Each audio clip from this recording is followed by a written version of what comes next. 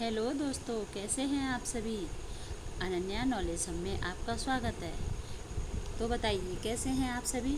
उम्मीद करती हूँ आप सभी स्वस्थ मस्त ज़बरदस्त होंगे और अपनी पढ़ाई लिखाई सुचारू रूप से कर रहे होंगे।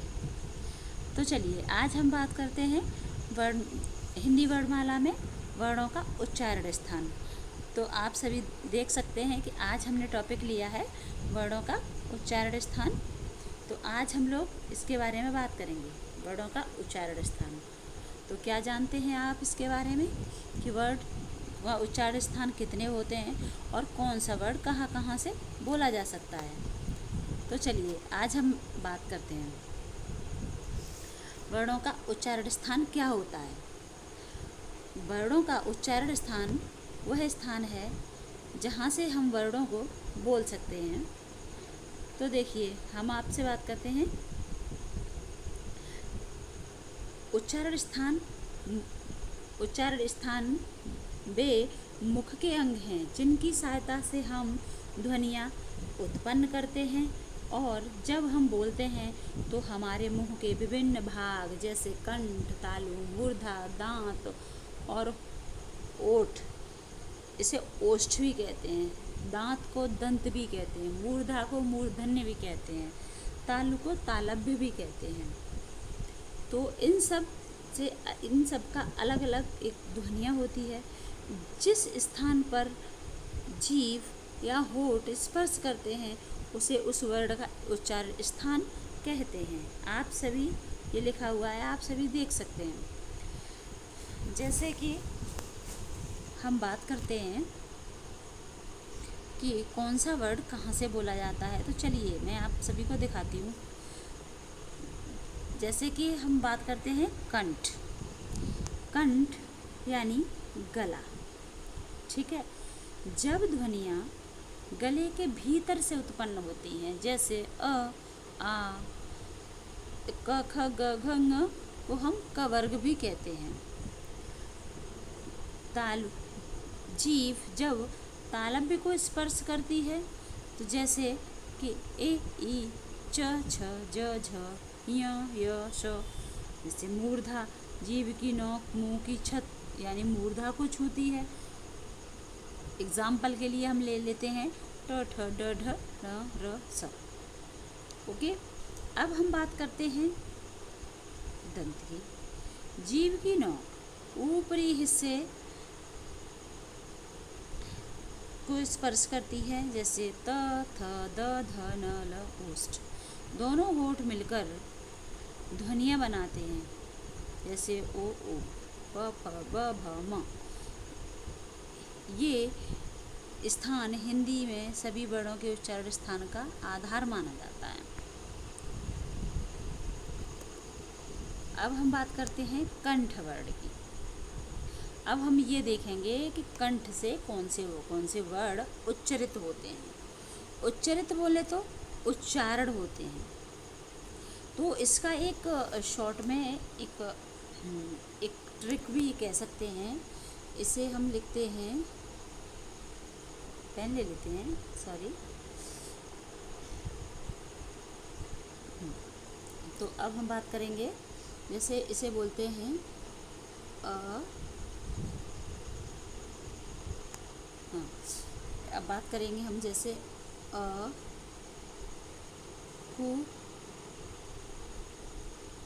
ह, वे, स, ऋज, नीय, नाम, कंठः। हम इस तरीके से इसमें शॉर्ट में हम सारा कुछ समेट देते हैं इसमें। जैसे अ बोले तो अ को मिस क वर्ग के सारे वर्ड। जब अभी हमने आपको पीछे उसमें स्लाइड में दिखाया था, जैसे क, ख, ग, घ, ङ, ये सभी कंठ वर्ड होते हैं। और जो ऊष्म व्यंजन हमने आपको पिछली वीडियो में बताया था कि उसमें होता है स, ह, तो उसमें से जो ह वर्ड है उसका उच्चारण स्थान कंठ से होता है। तो अ, कु, ह अब विसर्ग यानी विसर्जनीय नाम। तो विसर्ग आपने देखा होगा, जो अयोगवाह होते हैं तो उसमें हम इस तरीके से लिखते हैं अयोगवाह। देखो मैं यहाँ पे लिख के दिखाती हूँ, जैसे ये और ये अयोगवाह होते हैं। ठीक है, तो इसको तो हम बोलते हैं अनुस्वार, और इसको बोलते हैं हम विसर्ग। तो अभी जो हमने बात की है इसमें अ को ह विसर्जनीय नाम, यानी ये वाले वर्ड की हम बात कर रहे हैं, इस वाले वर्ड की। तो अकुह विसर्जनीय नाम कंठ। तो अब हम चलो काउंट करते हैं कितने वर्ड होते हैं। अ क को मीन्स का वर्ग सारा, क ख ग घ ङ 5 ये हो गए, अ 1 6 और ह 7 और एक ये विसर्ग 8। हम कह सकते हैं कि टोटल 8 वर्ड जो हम कंठ से उच्चरित करते हैं। तो इसे हम शॉर्ट में अकुह विसर्जनीय नाम कंठ कहते हैं। जैसे अ उच्चारण विधि, जिसमें हम देख सकते हैं अ और आ बोलते समय मुंह खुला रहता है और ध्वनियाँ सीधे कंठ से निकलती हैं। और क वर्ग में व्यंजन, जैसे अभी मैंने आपको बताया था क ख ग घ, बोलते समय जीभ का पिछला हिस्सा मृदु यानी कोमल तालु से स्पर्श करता है, इसलिए इन्हें हम कंठ या वर्गी व्यंजन भी कहते हैं। आपको मैंने बताया था ना। चलिए इस पर ये ओवर राइटिंग हो गया, इसको हम इरेज कर देते हैं। तो मेरी बात आप लोग ध्यान से सुनिएगा। आप जितना पढ़ें उतना साथ साथ याद करते चलें, और मेरे वीडियो जो सबसे पहले आपके पास आए उसके लिए आपको ये चैनल सब्सक्राइब करना होगा, लाइक करना होगा, और आपको कैसी लगी ये वीडियो ये कमेंट में लिखना ना भूलिएगा। अब आती है बात तालव्य की, कि तालु से कौन से वर्ड हम उच्चरित करते हैं। तालव्य वर्ड वे वर्ड होते हैं जिनका उच्चारण स्थान जीभ के अग्रभाग को यानी कठोर तालु को स्पर्श कराने पर होता है। जब हम वर्ग में स्वर ए ई तथा व्यंजन च छ ज झ य और श आते हैं, इन्हें हम तालव्य व्यंजन के नाम से जानते हैं, यानी है ये तालु से उच्चरित हो रहे हैं। तो हम इसे शॉर्ट में कैसे लिखेंगे, ए चु य श नाम तालव्य तालव्य इचु यशा नाम तालव्य। ए मीन्स बोले तो ए ई दोनों ई आ जाएंगे इसमें हर्ष भी आएगी, दीर्घ भी आएगी। च बोले तो च वर्ग सारा, च छ ज झ य। ए चु य और श, इसे हम तालव्य के नाम से जानते हैं। इचु यशा नाम तालव्य। तो इसमें भी हम काउंट कर लेते हैं, 8 वर्ड आएंगे। एक, देखिए एक और इसके 5 6 1 7 1 8, तो इसके भी सारे 8 वर्ड हो गए ना। तो तालु से जो उच्चारण स्थान माना जाएगा वो 8 वर्डों का माना जाएगा। ठीक है, तो चलिए अब हम बात करते हैं। जैसे इसमें आप देख सकते हो उच्चारण विधि, च बोलते समय जीभ की नोक, च बोलते समय जीभ की नोक तालु को छूती है। क्या बोला इसने कि च बोलते समय तालु की नोक जीभ को छूती है और वायु रुककर निकलती है, वायु रुककर निकलती है। श एक ऊष्म वर्ड है, श एक ऊष्म वर्ड है। अभी जब मैंने आपको बताया था ना, इसे तालव्य शैवी कहते हैं। ये जो लिखा हुआ है आप देख सकते हो। ठीक है, तो ये कैसा वर्ड है, ऊष्म वर्ड है। ठीक है,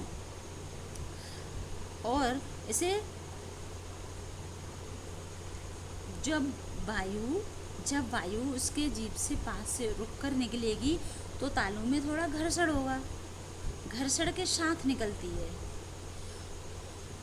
इसीलिए हम इसे तालव्य, इनका उच्चारण स्थान तालव्य माना गया है। ठीक है, अब चलिए अब हम बात करते हैं मूर्धन्य की। मूर्धन्य में आता है ट ठ ड ढ ड़ र श का उच्चारण स्थान।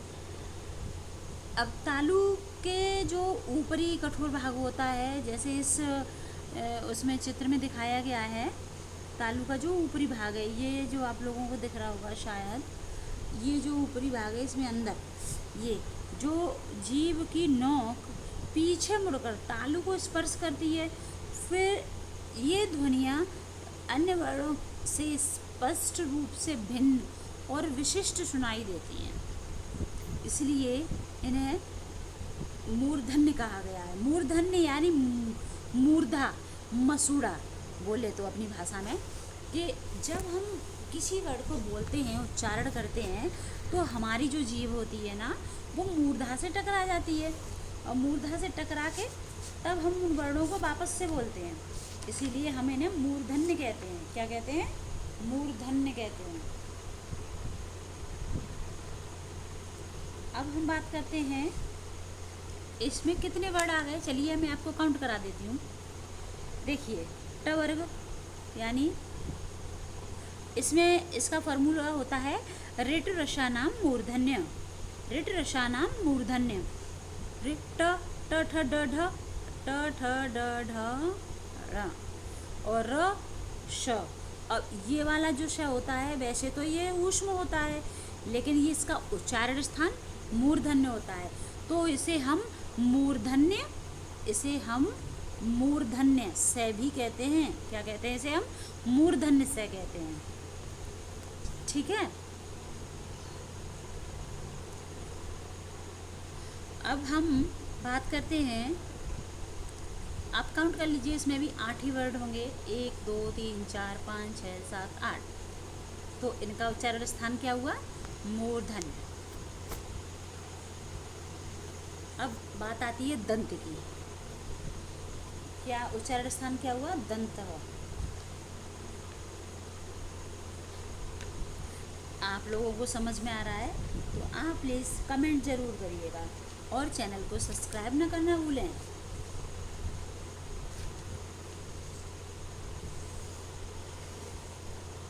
इसको कहते हैं हम दंत वर्ण। वे वर्ण होते हैं जिनका उच्चारण जीभ की नोक ऊपरी दांतों के पीछे लगने से होता है। अगर हमारी जिह्वा यानी जीभ इनसे अगर टच ना होना तो हम इसे बोल ही नहीं सकते। जैसे त, थ, द, ध, न, ल और श। और ये जो सा है ना, ये जो, इसे हम दंत से के नाम से भी जानते हैं। त, थ, घोष और अघोष की बात आ रही होगी तो आप लोग समझ रहे होंगे कि ये वाला उच्चारण स्थान इन्होंने क्यों नहीं बताया।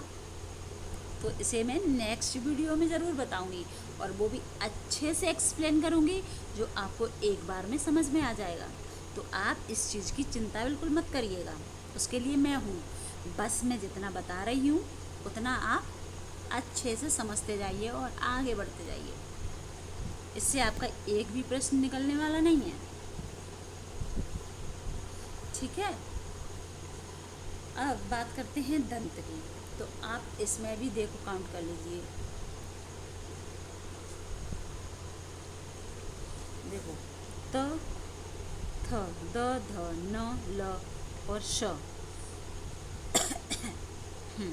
सॉरी, इसमें भी 8 वर्ड आएंगे। त, थ, द, ध, न, ल, स। 1 2 3 4 5 6 7 8 आ गए। तो दंत का उच्चारण स्थान कहाँ से हुआ? इन वर्णों का उच्चारण स्थान दंत से होता है। ठीक है, तो अब हम बात करते हैं दंत की। अगर हमारी जिह्वा अगर हम भी नहीं टकराएगी ना दांतों के ऊपरी पिछले से जीभ से, तो हम इन वर्णों को उच्चरित नहीं कर सकते। इसलिए इनका नाम किसी विद्वान ने बड़े सोच समझ कर रखा है। अब बारी आती है ओष्ठ की। ओष्ठ वर्ड कौन से होते हैं? तो ओष्ठ वर्ड आप लोगों को, मैं उम्मीद करती हूँ आपको सब पता है, लेकिन मुझे बताना है तो मैं बताऊंगी। ओके, देखिए, ओष्ठ वर्ड वे वर्ड होते हैं जिनका उच्चारण दोनों होठों यानी ओष्ठ के मेल से होता है। स्वरों में ओ और ऊ ओष्ठ हैं, क्योंकि इन्हें बोलते समय होठ गोल और संकुचित हो जाते हैं। ठीक है, तो हम इन्हें ओष्ठ व्यंजन कहते हैं। क्या कहते हैं? ओष्ठ व्यंजन। अब इसका फॉर्मूला आप सोच रहे होंगे नहीं बताया, तो चलो बता देती हूँ।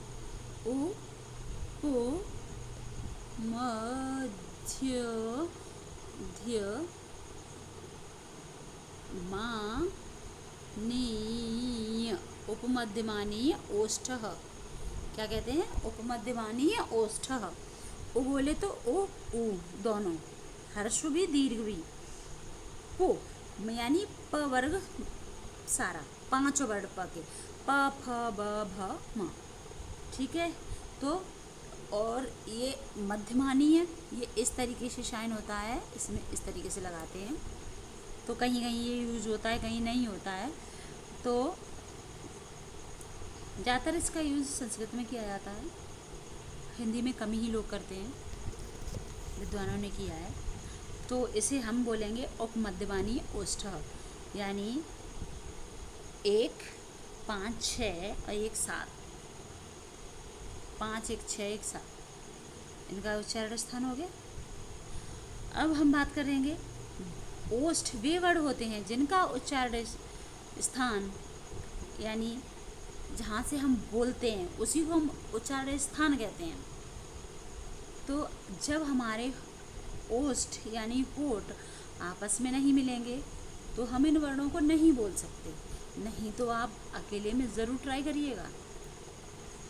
ओके, अब बात करते हैं संयुक्त उच्चारण स्थान की। अब संयुक्त उच्चारण स्थान आप लोग सोच रहे होंगे ये क्या होता है, तो चलिए अब मैं आपको बताती हूँ संयुक्त उच्चारण स्थान क्या होता है।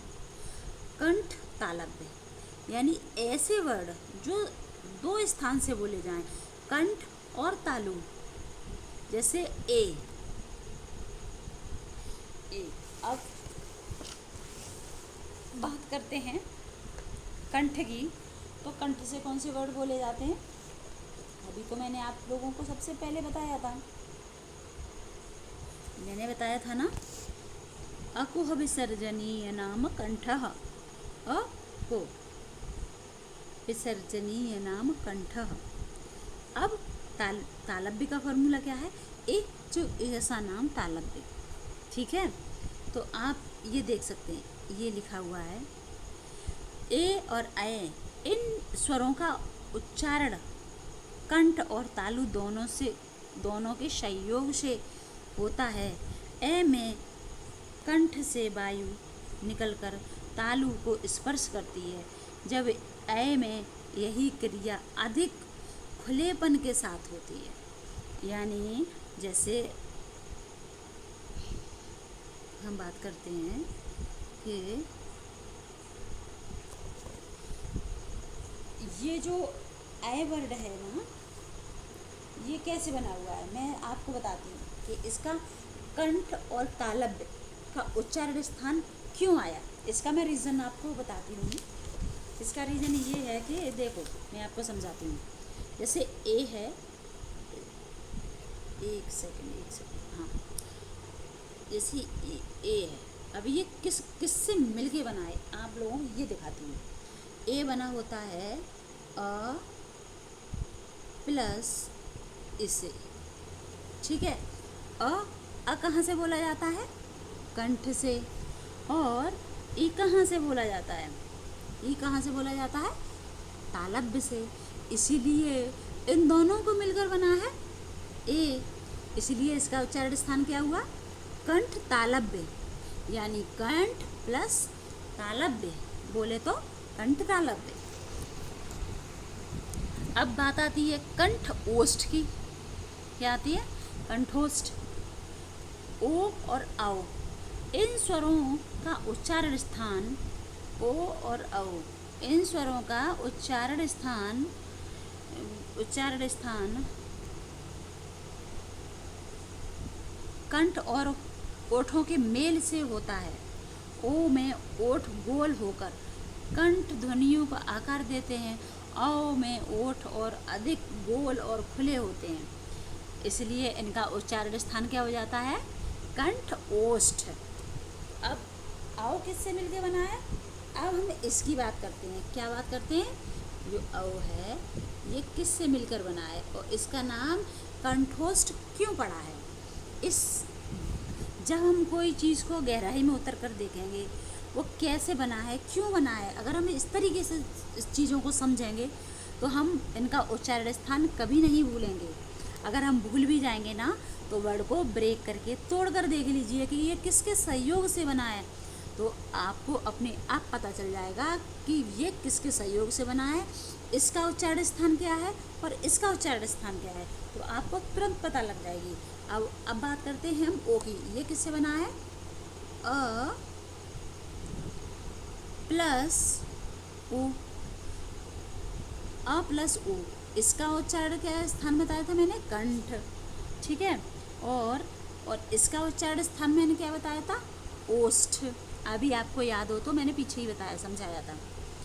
इसीलिए इसका उच्चारण स्थान दोनों को मिलकर क्या बन गया? कंठोष्ठ। क्या बना?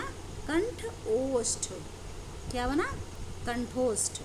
ठीक है, उच्चारण स्थान उम्मीद करती हूँ आप सभी को समझ में आ रहे होंगे। अगर नहीं समझ में आ रहे हैं तो आप कमेंट बॉक्स में कमेंट करना ना भूलिएगा। आपको जो भी पॉइंट समझ में ना आए तो प्लीज़ उसे कमेंट बॉक्स में छोड़ दीजिए, तो मैं उससे मुझे समझ में आ जाएगा कि आप लोगों को क्या मुझे समझाना है, और मैं फिर और कोशिश करूँगी अच्छे से समझाने की। ठीक है, अब बात आती है दंतोष्ठ की। किसकी बात आती है? दंतोष्ठ। दांत प्लस ओष्ठ। ठीक है, और दंतोष्ठ इसे वा को बोलते हैं। व क्या बोलते हैं इसे? वकारस दंतोष्ठ। इसका उच्चारण स्थान ऊपरी और निचले होठ के स्पर्श से वायु दांत और होठ के बीच से निकलती है। यह व्यंजन हिंदी का एकमात्र दंतोष्ठ व्यंजन वर्ड है। ऐसा कोई और वर्ड नहीं बना है जो कि यहाँ से बोला जाए। तो मैं उम्मीद करती हूँ आपसे कि आपको समझ में आया होगा, और अगर ना समझ में आए तो मेरी आप लोगों से रिक्वेस्ट है, आप कमेंट बॉक्स में ज़रूर कमेंट करिएगा। ठीक है, तो अब हम बात करते हैं। अब हमारा ये हो गया, ये हो गया और ये हो गया। ठीक है, अब हम बात करते हैं, थोड़ी सी ट्रिकी बात कर लेते हैं। जैसे कंठ, मैंने आपको बताया था ना, मैंने ट्रिक में अकुह विसर्जनी है नाम कंठ, तो अ आ क ख ग घ ङ और विसर्ग ह, तो अ कु विसर्जनीय नाम कंठ।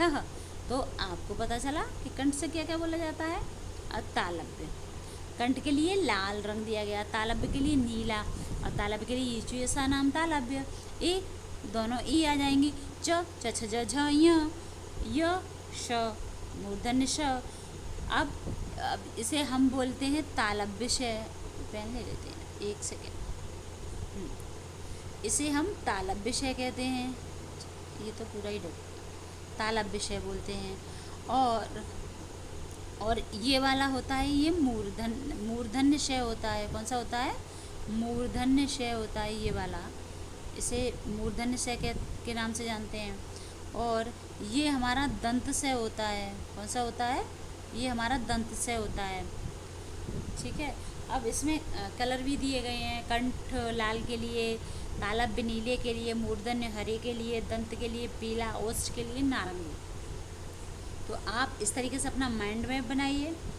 ठीक है, और इसका रिवीजन करना ना भूलिएगा। आज जब भी मैं नेक्स्ट वीडियो बनाऊंगी आप लोगों के लिए, तब तक मैं उम्मीद करती हूँ आप सभी के लिए, आप सभी इस चीज़ का अच्छे से रिवीजन कर रहे होंगे और अपनी पढ़ाई लिखाई को सुचारू रूप से कर रहे होंगे। तो जय हिंद दोस्तों, सब्सक्राइब करना ना भूलें, कमेंट करना ना भूलें। जय हिंद।